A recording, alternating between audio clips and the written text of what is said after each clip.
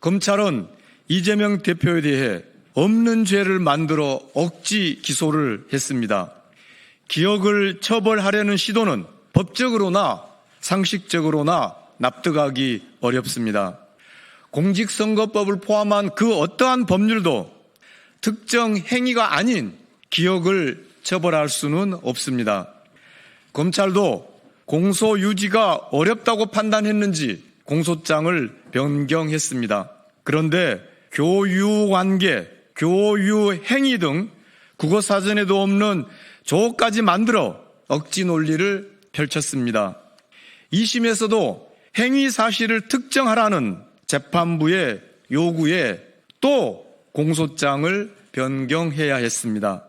하지만 검찰은 공소장에 있는 모든 행위가 허위라는 식으로 오히려 범위를 넓혀 불특정했습니다. 검찰은 이재명 대표가 하지 않은 발언을 자의적으로 해석해 마치 거짓말을 한 것처럼 조작했습니다. 백현동 사업과 관련해서는 객관적인 증거에도 불구하고 발언 내용을 왜곡하여 허위 발언으로 몰아갔습니다. 1심과 2심 모두 양형 기준상 최고형인 징역 2년을 구형했습니다. 1심 판결의 문제점. 1심 재판부는 기억을 처벌하는 판결을 하지는 않았지만 골프와 백현동 관련한 검찰의 왜곡된 주장을 받아들여 허위사실 공표죄에 해당한다며 징역 1년에 집행유예 2년을 선고했습니다. 그러나 이 판결은 여러 가지 측면에서 문제가 있습니다. 먼저 조작된 사진을 근거로 한 골프 관련 판결입니다. 2021년 국힘 박수영 의원은 이재명 대표가 출장 중 일행 10명이 찍은 사진을 4명이 한 팀으로 골프를 친 사진인 것처럼 조작해 SNS에 게시했습니다. 이에 대해 이재명 대표는 언론 인터뷰에서 국힘에서 4명이 골프를 친 것처럼 사진을 공개했는데 확인해보니 단체 사진 중 일부를 떼어내 조작한 거죠 라고 설명했습니다. 이재명 대표는 사진 조작에 대해 언급하였을 뿐 김문기 씨와 골프를 치지 않았다고 말한 적이 없습니다. 그러나 검찰은 골프를 함께 쳤으면서 치지 않았다고 발언을 왜곡했고 1심 재판부 역시 이러한 확장 해석을 받아들여 유죄를 선고했습니다. 이는 사후적 추론에 따라 발언의 외연을 확장하는 것을 금지한 대법원 판례의 정면으로 위배됩니다. 다음은 맥락을 무시한 백현동 관련 판결입니다. 이재명 대표는 2021년 국정감사에서 성남 시내 5개 공공기관의 지방 이전과 관련한 배경을 설명했습니다. 이 과정에 백현동 부지에 대해서 국토부가 도시계획 변경을 강요했고 이에 대응하기 위해 최소한의 변경만 허용했다고 밝혔습니다. 이재명 대표는 국정감사 답변 전반부에서 당시 성남시에 있던 5개 공공기관의 지방 이전 전체에 관하여 설명했고 후반부에서 그중 백현동 소재 식품연구원 부지에 관하여 설명했습니다. 그러나 1심 재판부는 전반부 때 설명했던 국토부로부터 혁신도시법 의무조항에 의해 용도 변경을 요구받았다와 직무유기 이런 것으로 문제 삼겠다는 협박을 받았다는 주장을 문제 삼았습니다. 그러니까 백현동 사업과는 무관한 전반부 발언을 문제 삼아 유죄를 선고했습니다. 이는 검찰이 별개의 두 이야기를 맥락과 상관없이 짜깁기 하여 조작한 것을 근거로 잘못된 판결을 한 것입니다. 백현동 부지 용도 변경은 박근혜 정부 당시 국토부 강력한 요구에 의해 이루어졌으며 관련 공문만 보더라도 이재명 대표의 발언이 허위가 아니라는 것이 명백합니다. 따라서 공직선거법상 허위사실 공표죄에 해당하지 않습니다. 법리적 문제에 대해서 말씀드리겠습니다. 허위사실 공표죄의 구성 요건을 충족하지 않습니다.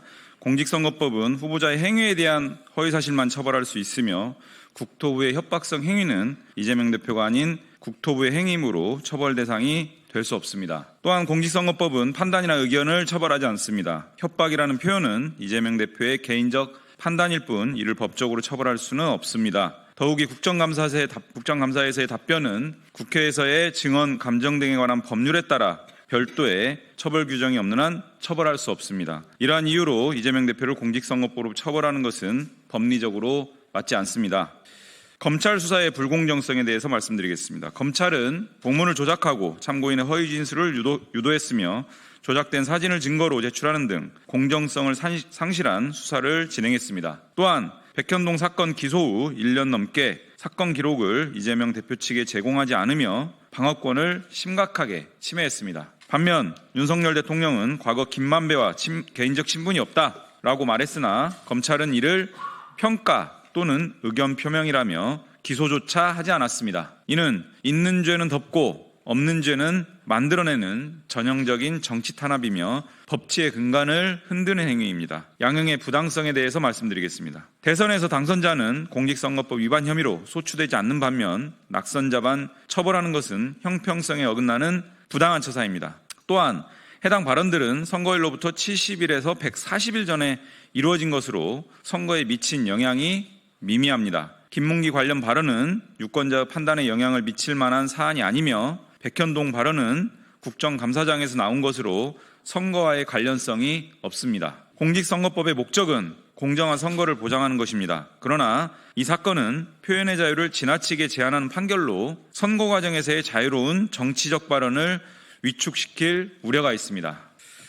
재판부에 공정한 판결을 요청합니다. 이재명 대표는 명백한 무죄입니다. 이재명 대표의 공직선거법 사건의 본질은 윤석열 검찰 독재 정권이 정적 제거 사냥개 검찰을 풀어서 증거를 조작하고 억지 기소한 이재명 죽이기입니다. 언론 인터뷰와 국정감사 발언을 이유로 여야 불문 가장 유력한 대선 후보 이재명 대표의 피선거권을 박탈시키려는 정치 보복입니다. 허위 사실로 선거에서 당선된 자를 처벌하라는 법의 취지를 깡그리 무시하고 선거에서 패배한 상대 후보를 기소한 경우는 헌정사상 전례가 없습니다. 내란 수계는 탈옥시키고 야당 대표는 법의 취지까지 왜곡하며 조작수사, 억지 기소한 검찰은 스스로 재판을 지속해야 할 정당성을 상실했습니다. 이번 판결은 대한민국의 민주주의와 법치의 근간을 결정짓는 중요한 분기점이 될 것입니다. 법이 자유를 억압하거나 국민의 정치적 선택을 가로막는 도구가 되어서는 안 됩니다.